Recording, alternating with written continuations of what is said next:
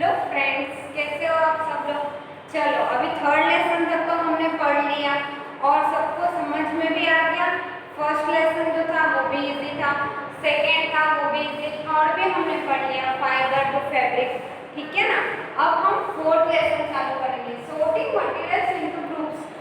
अब इसके अंदर हम क्या पढ़ेंगे, तो मटेरियल्स को हम अलग अलग ग्रुप में डिवाइड करते हैं। तो क्यों ऐसा करते हैं, मटेरियल्स को हम अलग अलग ग्रुप में क्यों डिवाइड करते हैं, क्या होगा उससे, हमें क्या फायदा है, क्यों हम ऐसा कर रहे हैं, वो सब हम ये लेसन में पढ़ेंगे। ठीक है। अब अगर आपको कोई भी चीज जैसे मिक्स करके दे दे, सब मिक्स, तो फिर आपको क्या होगा, प्रॉब्लम होगा ना, उसको इजीली यूज करने के लिए प्रॉब्लम होगा। उसको मिक्स है तो उसको अलग करो, ढूंढो उसमें से, तो फिर प्रॉब्लम होगा। इसलिए हम क्या करेंगे, उसको अलग अलग ग्रुप में डिवाइड कर देंगे, सो दैट क्या हो जाएगा, हमारे लिए इजी हो जाएगा उसको डिफरेंशिएट करने में, और फिर हेल्पफुल होगा हमें यूज करने में भी। ठीक है। तो चलो हम आज इसमें ये इसके अंदर यही पढ़ेंगे। तो कौन से मटेरियल, अब चलो लेसन नंबर 4 में ऑब्जेक्ट। अब हमारे आसपास में कौन से ऑब्जेक्ट, नॉर्मली पहले हम उसके बारे में बात कर लेते हैं। चलो, we have seen that our food and clothes have so much variety in them. हमने देखा है कि हमारे जो फूड और क्लोथ होते हैं उसमें बहुत सारे वैरायटी होती है। हमें पता है ना, क्लोथ्स है तो क्लोथ्स में हमने पढ़ा सिंथेटिक, नायलॉन, पॉलिस्टर, वुल, ऐसे सब। फूड है तो फूड में भी अलग अलग वेजिटेबल, फ्रूट्स है, सीरियल्स है, पल्सेस है, ग्रेन्स है, अलग अलग है। और उसके अंदर और भी डिफरेंशिएट हम कर सकते हैं फूड में, तो वेरियस आइटम्स है। तो not just food and clothes, सिर्फ फूड और क्लोथ्स ही नहीं, but there is such a vast variety of objects everywhere. पर वहाँ पे सिर्फ फूड और क्लोथ के अलावा बहुत सारी वैरायटी है चीज़ों की, सब जगह, सब फील्ड में। वी सी अराउंड अस, हम हमारे आसपास में क्या देखते हैं, तो चेयर है, बुलक कार्ट है, साइकिल है, कुकिंग यूटेंसिल है। कुकिंग यूटेंसिल मतलब जो खाना बनाने वाले जो बर्तन यूज करती है मम्मी, वो सब कुकिंग यूटेंसिल्स है। बुक्स है, क्लोथ्स है, टॉयज है, वाटर, स्टोन और बहुत सारे ऐसे ऑब्जेक्ट्स। तो ये सब क्या है, सब अलग अलग टाइप के ऑब्जेक्ट हैं। ठीक है। All those objects have different shape, colour and uses. और ये हर जो जितने भी ऑब्जेक्ट्स हैं उन सब का कलर अलग है, शेप भी अलग है, और उनके यूजेस भी अलग है। अलग है ना, सबके यूज अलग अलग है। सब हम कोई ऐसा एक ऑब्जेक्ट ले ले और उससे सब काम कर सकते नहीं, ऐसा बिल्कुल नहीं हो सकता। हमारे सबके लिए अलग अलग काम के अलग अलग शेप, अलग अलग कलर, अलग अलग यूजेस है सारे ऑब्जेक्ट्स के। Look around and identify objects that are round in shape. अब यहाँ पे उन्होंने कुछ हमें ऑब्जेक्ट्स का लिस्ट बोला है, उसमें हमको बोला है कि जो राउंड है शेप में उनको अलग करो, ऐसा बोला है। तो रबर बॉल, बॉल कैसा होता है, round. Football round. Glass marble round. Glass marble मतलब मार्बल जो होती है ना, वो कांच की मार्बल ग्रीन कलर की इतनी आती है, उसको बोला है glass marble. If we include objects that are nearly round, अगर हम देखेंगे सारे राउंड ऑब्जेक्ट, और लिस्ट वुड आल्सो इंक्लूड, अगर ये सब राउंड ऑब्जेक्ट अलग कर दिए, फिर भी हमारी लिस्ट में अभी और कुछ है। कौन से, एप्पल, ऑरेंज, अर्थन पिक्चर मतलब कि मटका, ये सब क्या है, अलग अलग चीजें। Suppose we were looking for object that are edible, अगर हम इसमें से कोई ऑब्जेक्ट देख रहे जो एडिबल है, मतलब जो हम खा सकते हैं, वो ऑब्जेक्ट अगर हम इसमें से देख रहे हैं, तो we might include all the items that we have listed. अब हम उसमें अगर हमें खाने के लिए देख रहे हैं तो कौन सा ऑब्जेक्ट, तो हम इसमें एप्पल, ऑरेंज, ये सब क्या है, एडिबल ऑब्जेक्ट में इंक्लूड करेंगे। We might also have find that some of those round shapes we just listed are also in this group. अब हमने यहाँ पे कुछ ग्रुप में बना है, इसमें राउंड शेप भी है और एडिबल भी है। राउंड तो है पर एडिबल भी है, तो दोनों को अगर हम डिफरेंट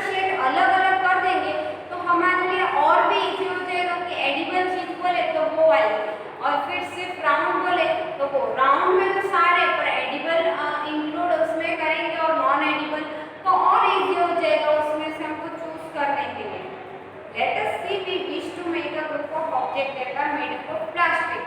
अब प्लास्टिक से कौन सी चीजें बनी हुई है हम उसके बारे में देखेंगे। बकेट्स, हमारे घर में जो बकेट्स बाथरूम में होती है वो प्लास्टिक से बनी होती है। लंच बॉक्स जो आप स्कूल आते थे तब लेके आते थे, तो स्कूल लंच बॉक्स जो है वो प्लास्टिक के भी होते हैं ना, स्टील के भी होते हैं पर प्लास्टिक के भी होते हैं। टॉयज मोस्टली प्लास्टिक के होते हैं, रबर के भी होते हैं, कॉटन के, पर प्लास्टिक के तो होते ही। वाटर कंटेनर जिसमें हम पानी रखते हैं वो, फिर पाइप भी प्लास्टिक के होते हैं। मैनी सब ऑब्जेक्ट में find in this place group. ऐसे बहुत सारे चीजें जो प्लास्टिक की होती है, पर ये सब क्या है, प्लास्टिक की ही चीजें हैं। ठीक है, there are so many ways to group object. Objects जो है अलग अलग, उनको बहुत सारे तरीके हैं कि हम उसको अलग अलग डिफरेंशियल ऑब्जेक्ट ग्रुप में डिवाइड कर दें कि ये सारे प्लास्टिक है, ये एडिबल है, ये राउंड है। ऐसे बहुत सारे ग्रुप हम बना के उसको डिफरेंट टेबल बना के लिख सकते हैं। There are so many ways to group objects. In above example we can group object on the base of their shape और material they are made from. सबसे पहले हमने क्या देखा इसमें कि उसके शेप के ऊपर हमने उसको अलग किया। राउंड था तो उसके ऊपर से हमने उसको अलग किया material. All object around us are made up of one or more material. हमारे आसपास में यहाँ पे जितनी चीजें, ये चौक है वो, बुक है वो, ये क्लोथ्स है वो, ये ब्लैक बोर्ड है वो, ये ऊपर का है ये सब जो चीजें हैं सब अलग अलग चीज से बनी हुई है। जैसे ये है तो ये वुड से बना है, ये चौक है तो कैल्शियम कार्बोनेट से बना है। वैसे सब चीजें अलग अलग इससे बनी हुई है। ठीक है, दिस मटेरियल में भी, तो जैसे कि ग्लास से, मेटल से, प्लास्टिक से, वुड से, कॉटन से, पेपर से, मड और सॉइल, ये सब चीजों से हमारे आसपास की सारी चीजें बनी हुई है। समझ में आए? ग्लास से मतलब कुछ चीजें हैं वो कांच से बनी है, हमारी विंडो है वो कांच से बनी, कुछ वेसल्स है, पानी पीने का ग्लास है वो भी, कुछ हम खाना खाने के कुछ यूटेंसिल्स हैं वो भी कांच से बने।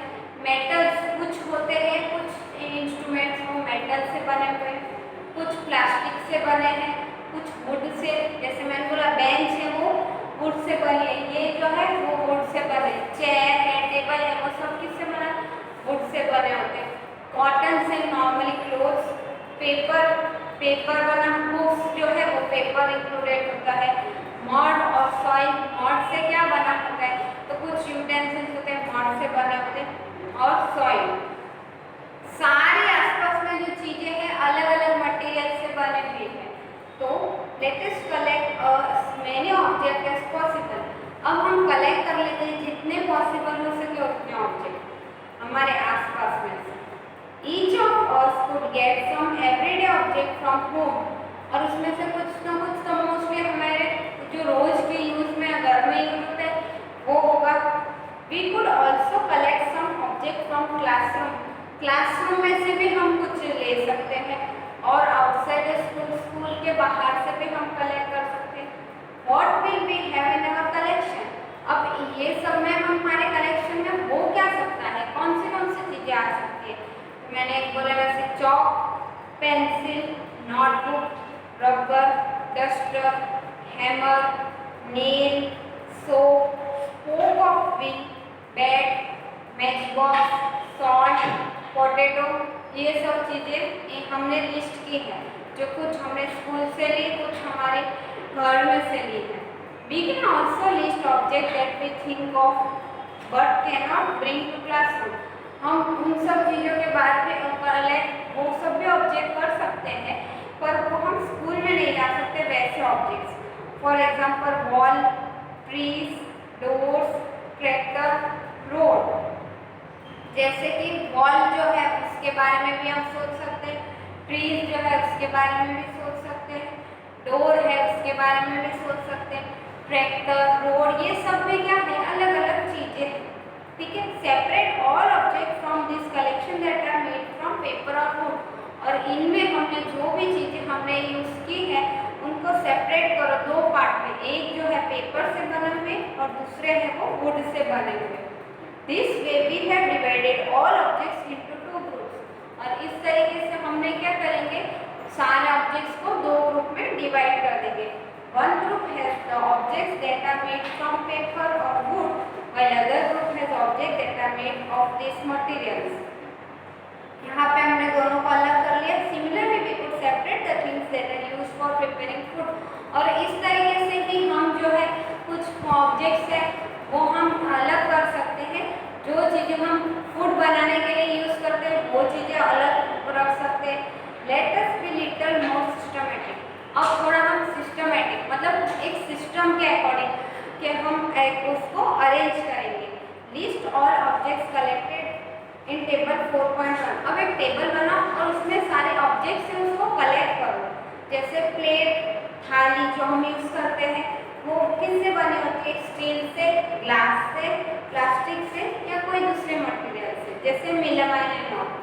दूसरा है पेन, तो पेन किससे बना होता है, मेटल से या तो प्लास्टिक से, ऐसे। तो इस तरीके से टेबल बनाओ और फिर उसको डिफ्रेंशिएट करने की कोशिश करो। तो क्या होगा पता है, हमें जो भी चीज़ें जो चाहिए नॉर्मली और वो हमको यूज़ करने में बहुत इजीली हो जाए, इसलिए हम क्या सबको डिफ्रेंशिएट अलग अलग कर रहे हैं सब ऑब्जेक्ट्स को, ठीक है। जैसे और हमको पता भी चलेगा इससे कि कौन सी चीज़ जो है किस मटेरियल से बनी हुई है। जैसे मैंने बोला थाली है तो वो स्टील से भी बनती है, प्लास्टिक से भी होती है। स्टील की थाली होती है, प्लास्टिक की थाली होती है, ग्लास की, कांच की भी होती है, मेलामाइन की भी होती है, हमको पता है। तो वैसे अलग अलग ऑब्जेक्ट्स की बनी होती है। पेन जो है तो प्लास्टिक की भी पेन होती है और मेटल की भी पेन होती है। तो हमें पता चला कि प्लास्टिक और मेटल दोनों चीज़ से बनी हुई होती है। अब वुड, तो वुड में से कौन सी चीज़ें होती हैं, chair, table, plug, bullet cart and it's wheel, ये सब चीज़ें किससे बनी होती है, वुड से, लकड़े से। पेपर से कौन सी चीज़ें बनी होती है, books, newspaper, notebooks, toys, calendar, ये सब चीज़ें किससे बनी होती है, तो पेपर से, है ना, इजी। लेदर, तो लेदर में से कौन सी बैग, पर्स, शूज, सैंडल, ये सब चीज़ें लेदर से बनी होती है। वैसे ही यहाँ पे कॉटन, तो कॉटन में से क्या क्या होता है, कॉटन के क्लोथ्स होते हैं, साड़ी होता है, ड्रेस होते हैं ना, पिलो, मैट्रेसेस, ये सब भी कॉटन से बनते हैं, है ना। तो ये क्या है, हमें पता चला कि ऑब्जेक्ट्स जो ये चीज़ से, वुड से कौन से ऑब्जेक्ट बने होते हैं, प्लास्टिक से, पेपर से। हम उसको इजीली अभी खाली इतना कि कौन सा ऑब्जेक्ट किससे बना है तो हमें डिफ्रेंशिएट किया हमने अलग अलग, तो ये हमको इजी हो जाएगा कि वुड से बनी हुई कौन सी चीज़ें समझने के लिए, ये जितनी वुड से, प्लास्टिक से ये चीज़ें बनी होती है, ठीक है।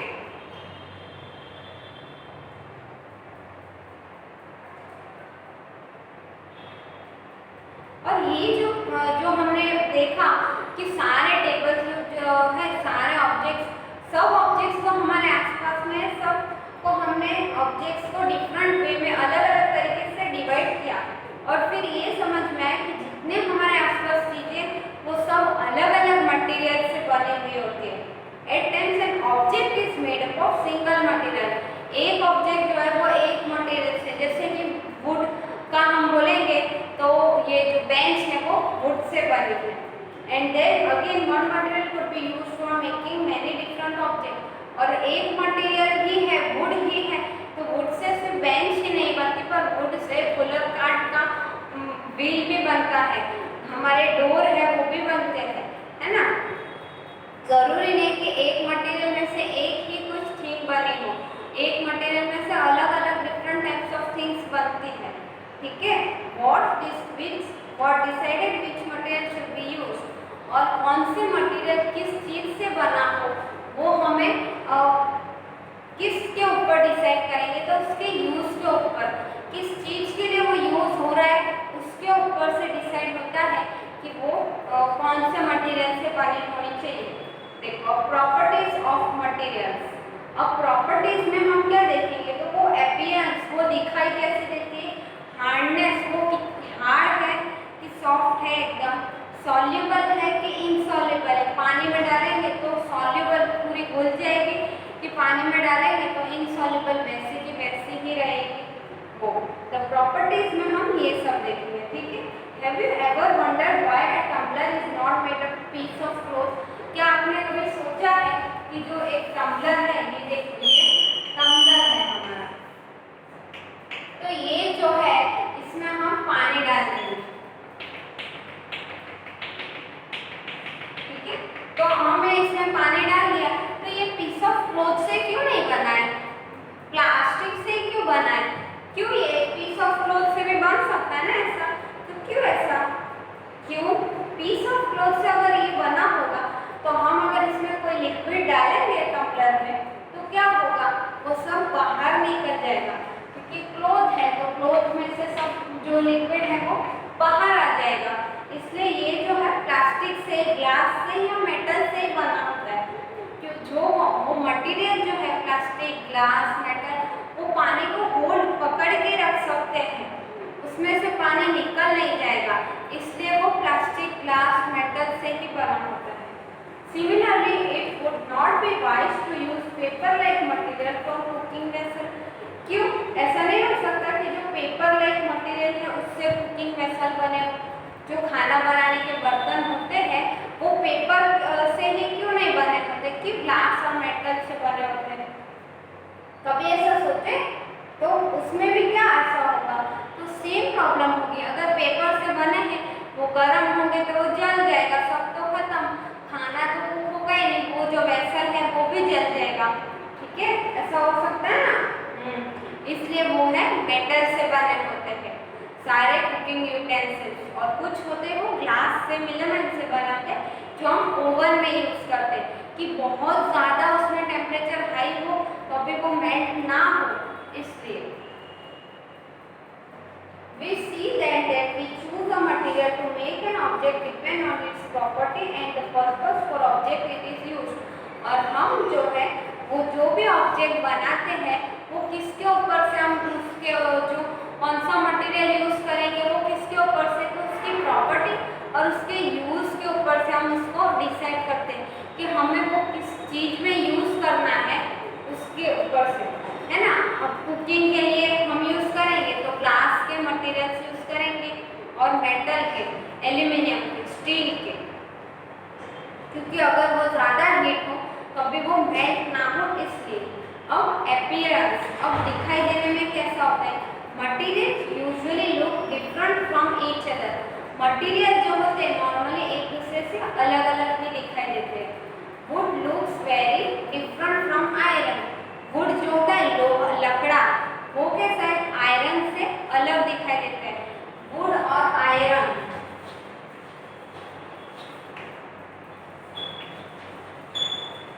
वुड और आयरन जो है दोनों एक दूसरे से अलग दिखाई देते हैं, ठीक है। Iron actually different from copper और एल्यूमिनियम। वुड, आयरन एक दूसरे से अलग दिखाई देते हैं, और आयरन जो है वो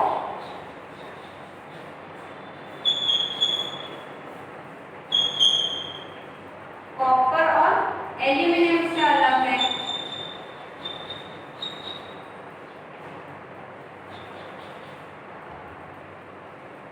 वुड जो है आयरन से अलग है, आयरन जो है कॉपर और एल्यूमिनियम से अलग है दिखाई देने में, अपीयरेंस में। At the same time there may be some similarities between, पर वहाँ पे ही कुछ सिमिलरिटीज होती है। Copper, iron, aluminium that are not there in would.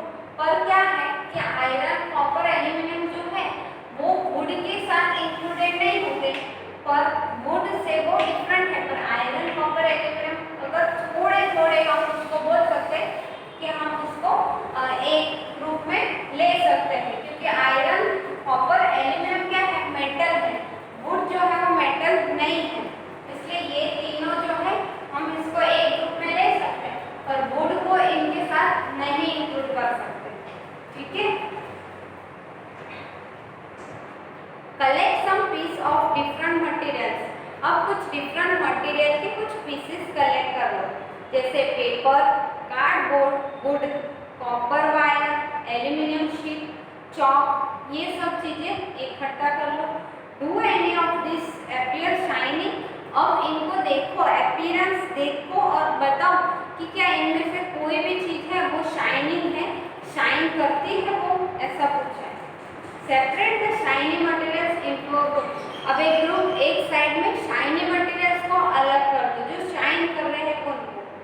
Now observe as the teacher cuts each material into two pieces and look at the freshly cut surface.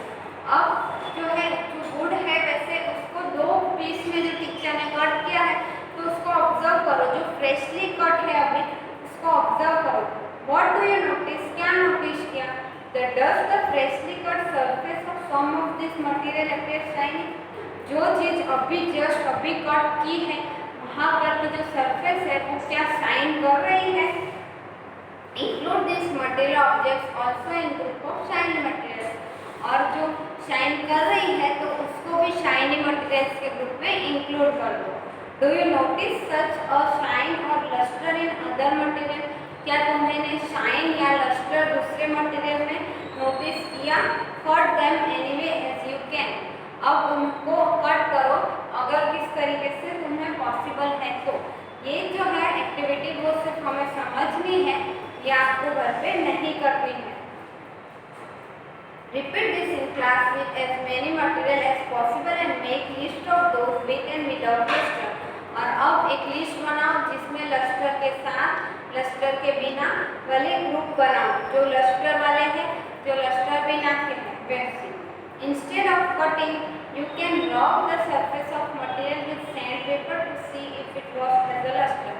अगर cutting के बदले जो है आप रब कर सकते हो उसको सैंड पेपर से।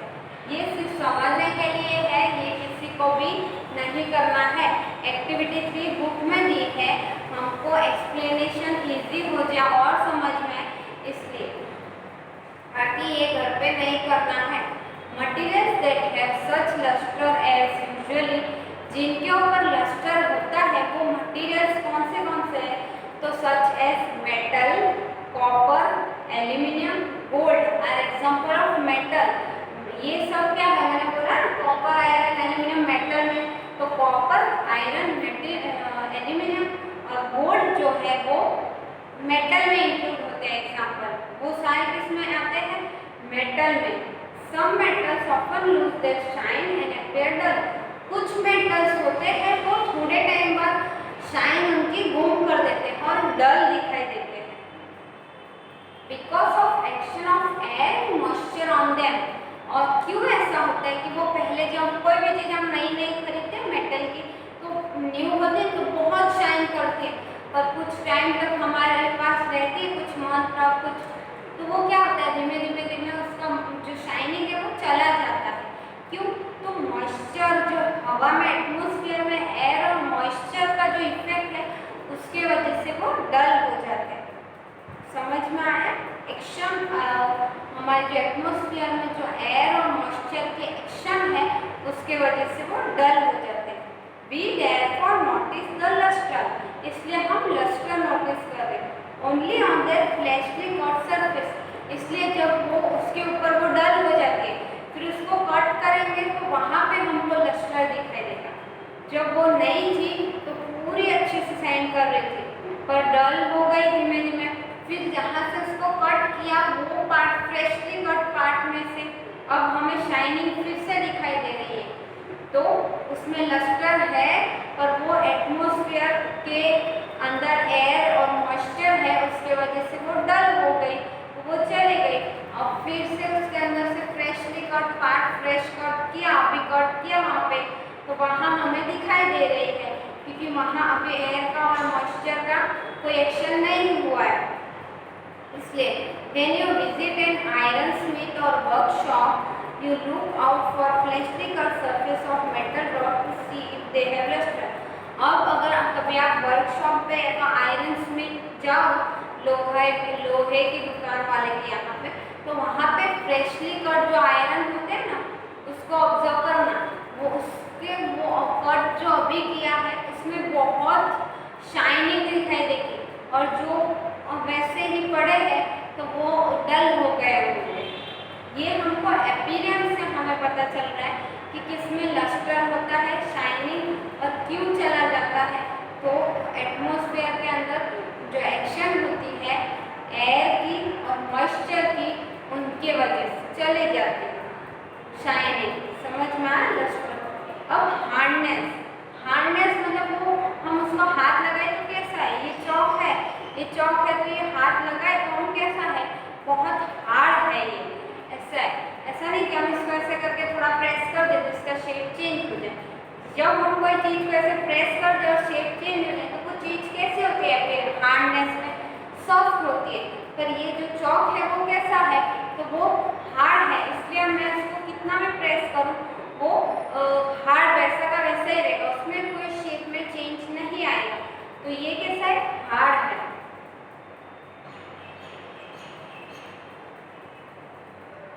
और इसके अलावा अगर हम एग्जांपल में देखें तो मेटल की कील, हमारे घर पे जो मेटल की कील होती है वो देखना वो कैसी होती है। And try to scratch it with scratch a piece of wood aluminium.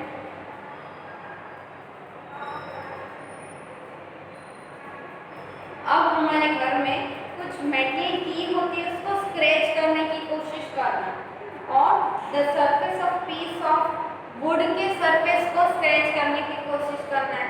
Aluminium के piece of stone, nail, candle, chalk, ये सब मटेरियल को स्क्रैच करना, फिर पता चलेगा कि क्या होता है डिफरेंस, कैसे हार्ड और स्मूथ। तो जो कैंडल होती है बहुत स्मूथ होती है, बहुत सॉफ्ट होती है, इसलिए अभी हम उसको अगर स्क्रैच करेंगे ना ऐसे ऐसे तो वो इजीली स्क्रैच हो जाएगी। और उससे हमें क्या पता चलेगा, जो चीज़ हम इजीली स्क्रैच कर पाते हैं वो चीज़ जो होती है सॉफ्ट होती है, और जो इजीली स्क्रैच नहीं होती वो चीज़ हार्ड होती है। समझ में आए। Materials which can be compressed और scratch easily are called soft, उनको हम सॉफ्ट बोलेंगे। और जो मटेरियल्स को हम डिफिकल्ट है कॉम्प्रेस, उसको कॉम्प्रेस करने में या तो उसको स्क्रैच करने में, वो सब मटेरियल कैसे हो गए, हार्ड। समझ में आए। सॉफ्ट और हार्ड में क्या डिफरेंस है। फॉर एग्जाम्पल कॉटन और स्पंज, कॉटन और स्पंज क्या है, हार्ड अगर हम बोले और सॉफ्ट, तो कॉटन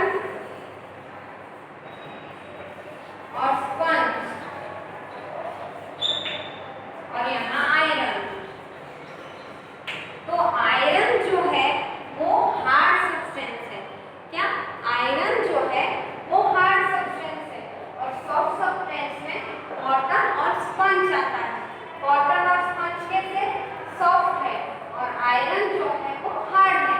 आयरन को हम इजीली स्क्रैच भी नहीं कर सकते, कॉम्प्रेस दबा भी नहीं सकते, और कॉटन और स्पंज जो है हम उसको इजीली ऐसे एकदम सॉफ्ट होता है, हम उसको फील ही कर सकते हैं इतना इजी कि हमको कभी उसको टच करके पता चल जाए कि ये चीज़ तो सॉफ्ट में इंक्लूड होती है ना। समझ में आया। हार्ड एंड सॉफ्ट में कैसे हमको देखना है, उसको कॉम्प्रेस दबा के देखो और स्क्रैच करके हमको बुक में बोला है तो हमको उससे पता चल जाएगा कि कौन सी चीज़ हार्ड है, कौन सी चीज़ सॉफ्ट है। समझ में आया। हार्ड और सॉफ्ट में क्या डिफरेंस है, किस तरीके से हम डिफरेंशिएट कर पाएंगे हार्ड और सॉफ्ट को, ठीक है। और इसके अलावा हमें अगर पूछेंगे कि हार्ड और सॉफ्ट की डेफिनेशन बताओ, तो हार्ड एंड सॉफ्ट की डेफिनेशन लिखने के बाद उसमें एग्जांपल्स भी लिखने हैं। क्या उसमें एग्जांपल्स भी लिखने हैं, तो पहले डेफिनेशन लिखेंगे, उसके बाद फिर उसके लास्ट में एग्जांपल करके लिखने का आयरन, अगर हार्ड की डेफिनेशन लिखी हो तो, और अगर सॉफ्ट की लिखी हो तो पहले पूरी डेफिनेशन, फिर इसके एग्जांपल है कॉटन और स्पंज, ये दो लिख देंगे, ठीक है। समझ में आया सबको कि किस तरीके से अगर पूछा है डेफिनेशन तो हम आंसर लिखेंगे। और डोंट वरी, मैं इन दोनों की डेफिनेशन लिखाऊंगी, पर मैं ये एक्सप्लेन कर रही हूँ पहले से कि याद रखो, याद रहे आपको कि उसमें सिर्फ डेफिनेशन ही नहीं पर एग्जाम्पल भी मेंशन करने हैं, ठीक है। आज के लिए हम इतना ही रखते हैं क्योंकि अब हमने इतना पढ़ लिया, इंट्रोडक्शन में इंक्लूड हो गया वो सब जो है, इतना आप अच्छे से घर पे फिर से एक बार देखना और फिर आगे हम पढ़ेंगे। तब तक ये वाला और आपको क्लियर हो जाएगा। हार्ड में और सॉफ्ट में डिफ्रेंशिएट करना, क्यों हम ग्रुप में डिवाइड करते हैं वो सब। ठीक है।